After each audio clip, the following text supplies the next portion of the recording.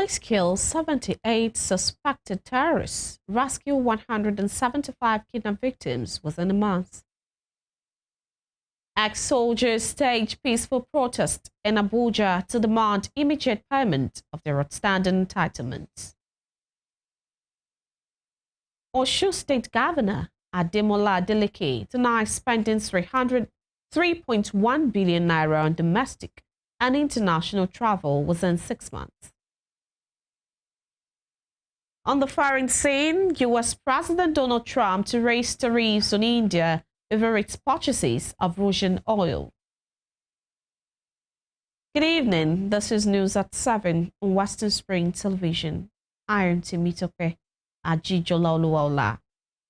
The National Orientation Agency, NOAA, says the police killed 78 suspected terrorists and rescued 175 kidnapped victims in the country within a month. The NOAA Director General, Lanre Issa Onilu, spoke on Monday during the National Joint Security Press briefing at the agency's headquarters in Abuja. Issa Onilu said the police carried out 326 operations, resulting in the arrest of 2,109 suspects and dismantling 62 criminal gangs.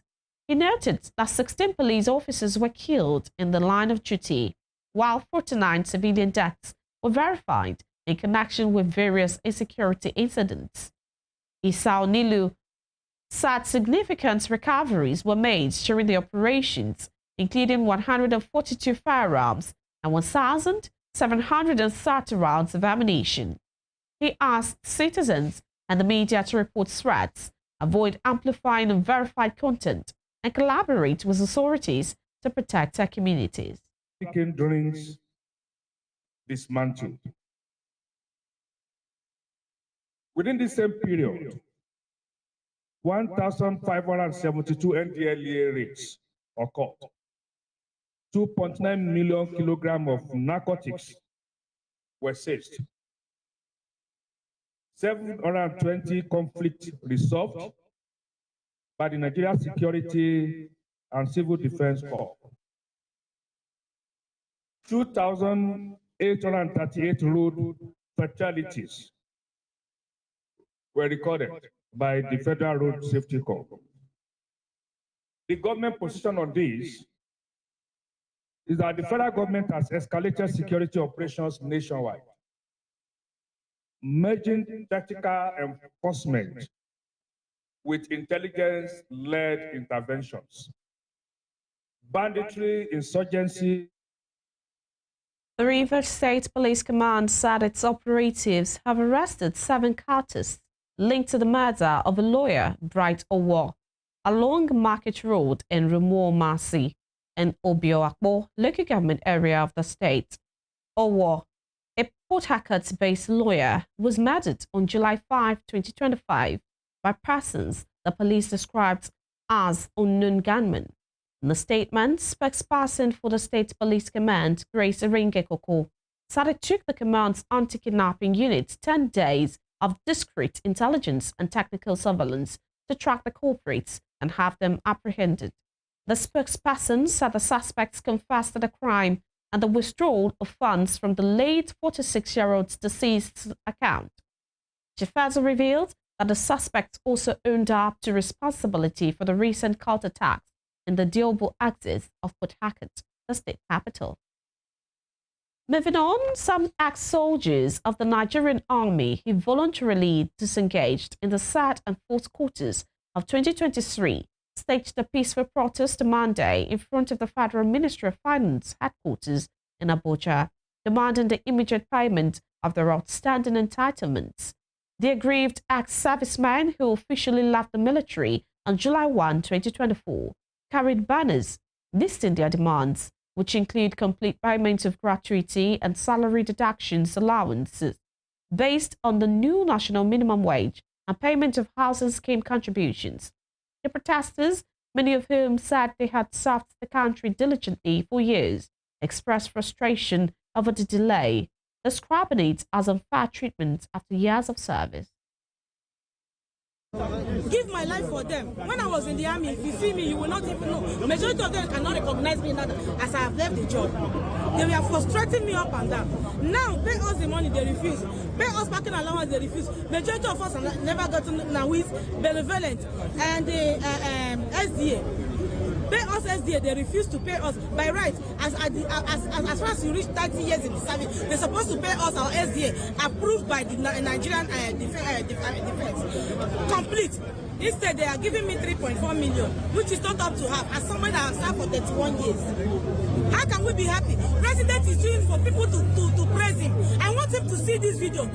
If army happen to go for strike for 24 hours, the whole Nigeria will sink. They will bomb that villa where in there inside. These people that we are giving our life for them, and yet they are not recognizing soldiers. Can he stand without soldier? Can he even stand for even 1 minute without a soldier behind him? That he will now go and use 160 million naira to just forget and went for only how many weeks to go and play football so that they will praise him and give them house. Whereas you can imagine somebody that's after 21 years, some of us our legs are cut, some of us our hands are cut, some of us we are not complete anymore. Then you can't pay us our money complete. You cannot give us what. As at 2024, there were increments in the system. The increment is supposed to reflect on the new chart, but they are still using the old one to pay. After some time, we wrote to them. We were expecting them to write back to us that they have there is an increment. They never write back, meaning they are sitting on top of that money. Until after we make a little protest, they now pay partially out of that money. Meaning our money is still with them. They don't want to pay that money. That is one aspect. That we are only talking about the gratuity now. Come to the SDA. The complete half of that SDA is still with them. What is SDA? Security Disbursement Allowance. Disbursement. That money is still with them. Now, talk of the parking allowance. The parking allowance is supposed to be paid after a few months. After they approve your voluntary discharge, after your terminal leave, they are supposed to pay you parking allowance after they pay your money for you to enable you park from the barrack. They didn't pay that money. The Lagos State Government has appealed to the Joint Action Committee of all staff unions at Lagos State University to end their ongoing indefinite strike, assuring that the welfare of both staff and students remain a top priority. The appeal was made on Monday as academic and administrative activities at the institution continued to suffer disruption after staff unions commenced an indefinite strike on Friday, July 31, 2025, over unresolved welfare and salary grievances. In a statement, Director of Public Affairs, Ministry of Tertiary Education, Mahmoud Hassan, said the state government acknowledged receiving several formal correspondences from the striking unions on the matter. It further disclosed that high-level meetings had been held involving the state head of service, Odiagoro, to address the concerns of the unions, adding that government representatives and the unions had previously agreed to shelve any disruptive action to allow meaningful deliberation. Here in Osun State, Governor Ademola Adeleke has dismissed reports that his administration spends 3.1 billion naira on domestic and international travel within 6 months, saying the claims are misleading and politically motivated. A news platform had reported that the expenditure of 3.1 billion naira on domestic and international travels within 6 months was far above the allocation to other ministries. In statements, the governor's spokesperson, Olawale Rashid, clarified that the figure quoted was not for travel alone, but rather the full-year budgetary allocation for training and capacity building across 100 ministries, departments, and agencies in the state for 2025. Rashid also revealed that Governor Adeleke often uses his family's private jet for travel in order to reduce the financial burden on the state. Describing the media reports as opposition-sponsored, Rashid said they were aimed at misrepresenting legitimate expenses for training and official engagements. He noted that many agencies had already undertaken their local and international training in the first half of the year because of the anticipated kickoff of pre-2026 political activities in the latter part of the year. Minister of the Federal Capital Territory, Nyesom Wike, on Monday said the crisis rocking the opposition People's Democratic Party, PDP, as over for now with the recent exit of some bigwigs. He stated this during a media parley in Abuja while reacting to the exit of former Vice President Atiku Abubakar from the party.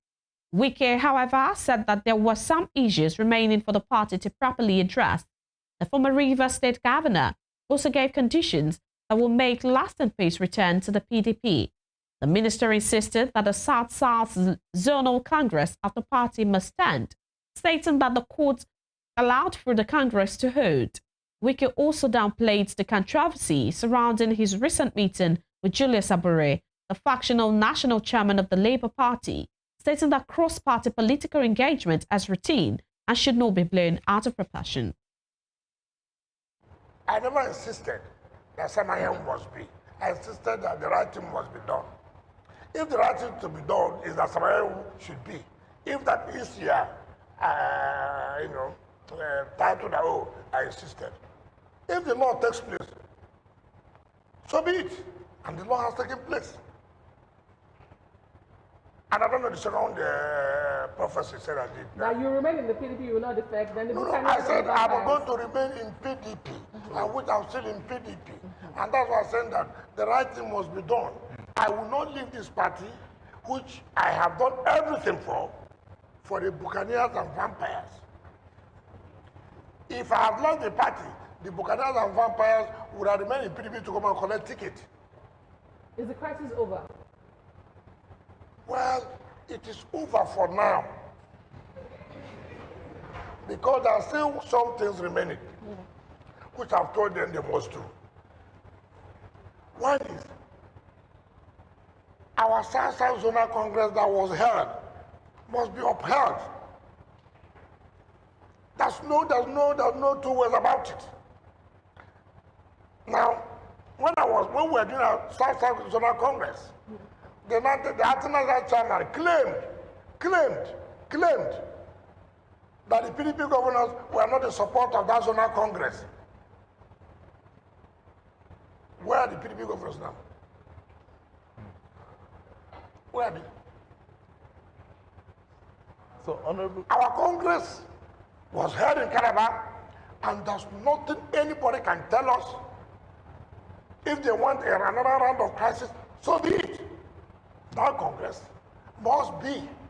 The Chief Darobi emerged as the National Vice Chairman of the Congress. The court allowed it for the Congress to hold. Congress was held. The so-called international chairman of the party went and wrote a letter to INEC. Congress was held on Saturday. Say, for example, on the 5th. And you wrote a letter on the 8th, for example, that Congress has been postponed. Something was held on the 5th. And the 8th, it was postponed. So there's no two ways about it. The National Vice Chairman of PDP South-South is Chief Dan Obi. If they don't agree, that's another round of crisis. Two, the Southeast Congress, which they produce, Ali Odefa, cannot stand. Ali Odefa, the court affirmed, he's no longer a member of the party. Now to education, the West African Examinations Council revealed a sharp decline in performance compared to the previous year, following the release of the 2025 West African Senior School Certificate Examination results for school candidates. Out of a total of 1.96 million candidates, they sat the examination across 23,554 schools. Only 754,545 candidates, representing such 8.32%, obtained a minimum of 5 credits, including English language and mathematics.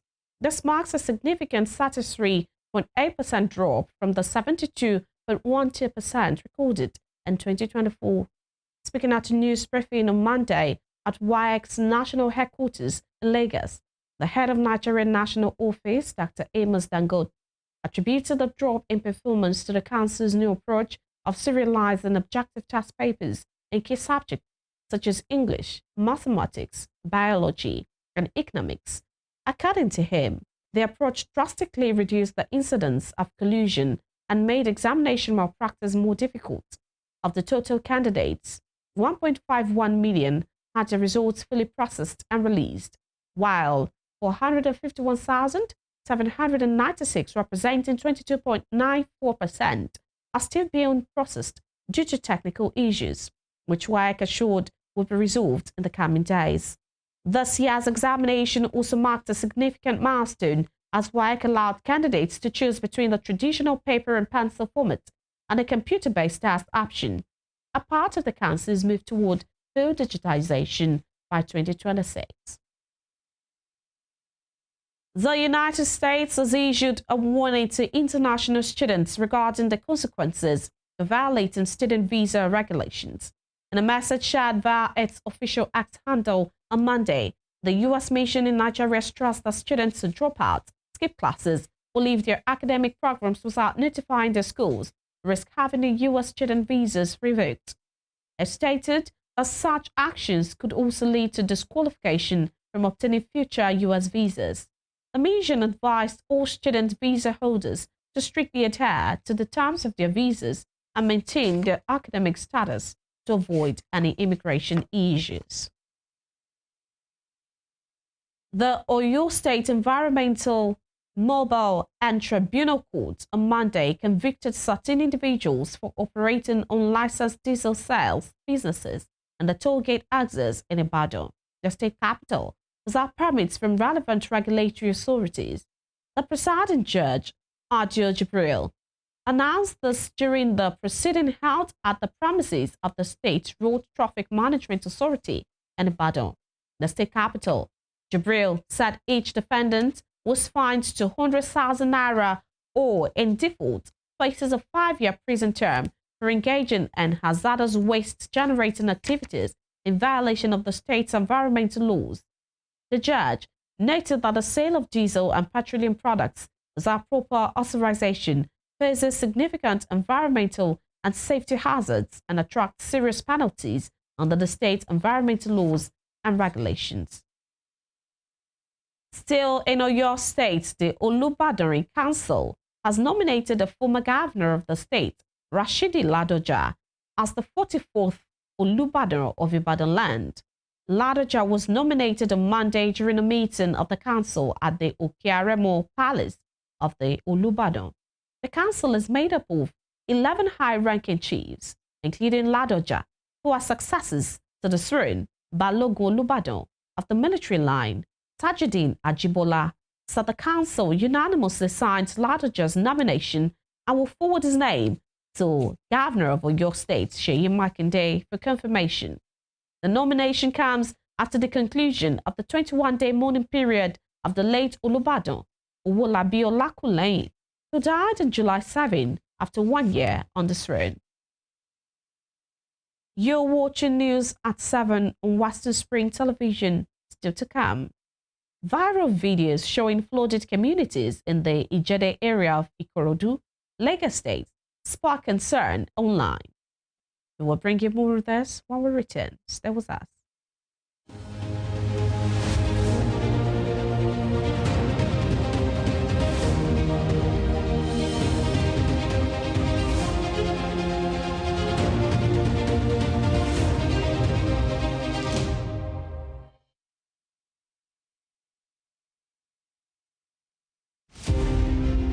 Born Jeremiah Oyeni Obafemi on March 6, 1909.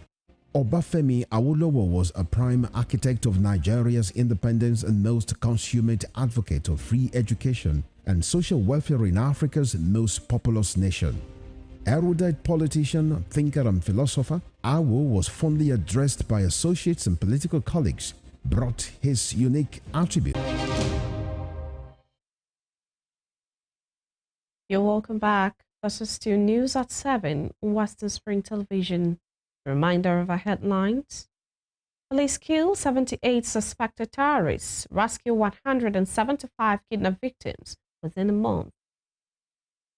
Ex-soldiers staged peaceful protest in Abuja to demand immediate payment of their outstanding entitlements. Osun State Governor Ademola Adeleke denies spending 3.1 billion naira on domestic and international travel within 6 months.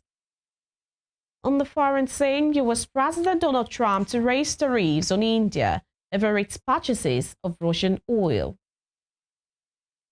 Clashes between Osun traffic marshals and motorcyclists for passing one way or spaces in between road dividers have been ongoing for a while. However, these incidents keep recurring because some people believe passing in between road dividers is not wrong. Lydia Adegbaju spoke to residents in the state capital on their views. Attention has been drawn to motorcyclists passing in between road dividers as well as vehicle owners taking one way. Usually, motorcyclists blame far U-turn points for their decision to take shortcuts. But for Mrs. Ashabi Oshundeke, taking such shortcuts is like signing for death, claiming the road to safety is never too far. Because they are the cause of all these problems. I am not sorry to say it.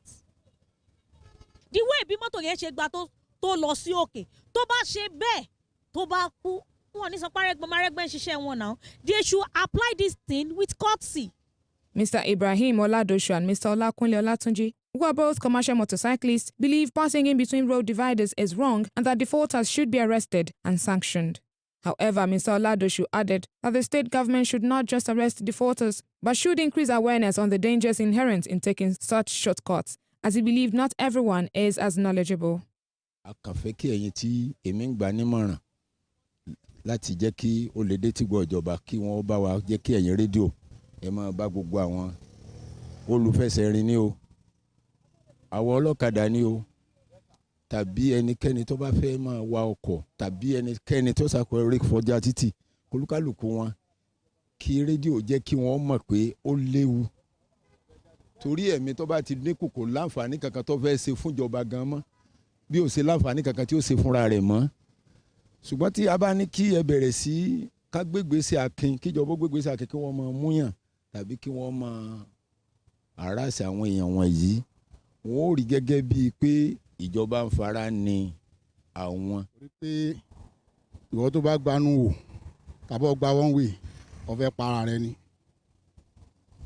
ó fẹ́ para ẹ ni so mú wọn tán mú wọn gan ká máa mú wọn dáadáa ká dẹ̀ máa gba owó gidi lọ́wọ́ wọn. Torí pé kò sọ́nà ń bẹ̀ ìjọba wọ́n ṣe títì wọ́n fi tọ́nì sí so tọ́nì yẹn ló yẹ ká ti máa tọ́n mú tán mú wọn fáǹfààní ara wa gan ni torí ìwọ tó bá gbàbẹ̀ ó fẹ́ para rẹ ni. While some schools of thought believe the road dividers were created for such reasons, Mr. Olatunji believes otherwise. Torí tójó bá ń rọ̀ kómi lè máa kọjá níjọba yẹ fi síbẹ̀ torí omi ni. Meanwhile, lives have been lost to these, with incidents of accidents happening while defaulters were hit by unaware incoming vehicle. Though arrests are being made by officials of Osun traffic marshals, these incidents continue. This correspondent, while going round Osogbo, the state capital today, observed some motorcyclists and even vehicle owners either taking one way or passing in between road dividers created for water passage. Mrs. Oshundeke blames the leaders for this, arguing that they also do not lead by example.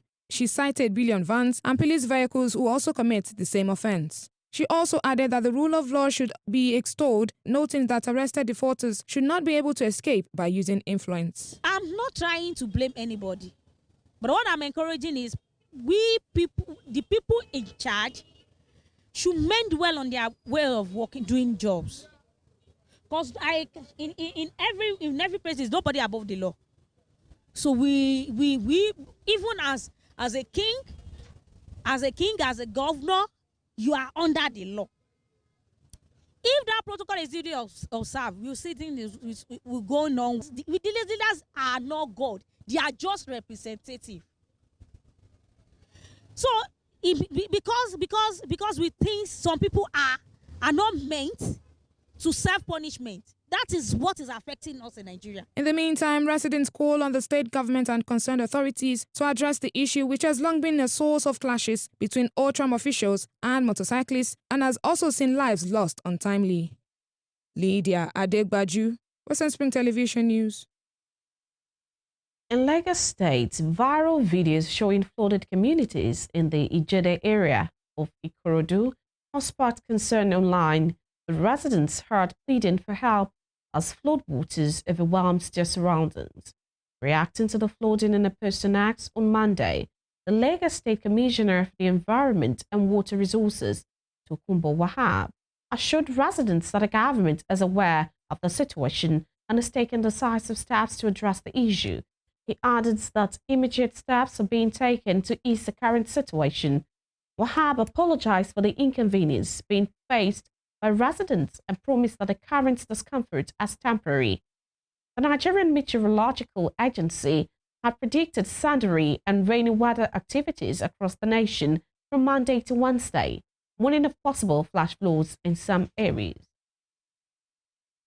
The Nigeria Union of Journalists, NUJ, has criticized the Niger State government for threatening to shut down a private radio station, Badegi FM 90.1, and demolish the station's premises. The radio station, based in Minna, has been under pressure following reported moves by Governor Umar Bago to shut it down. In a statement by the NUJ National President Alhassan Abdullahi, the union describes the alleged action as a blatant act of intimidation and an assault on press freedom. It reminded the state government that the National Broadcasting Commission remains the only legally empowered authority to regulate, license, or sanction broadcast stations in Nigeria. According to him, freedom of the press is enshrined in the Constitution and is essential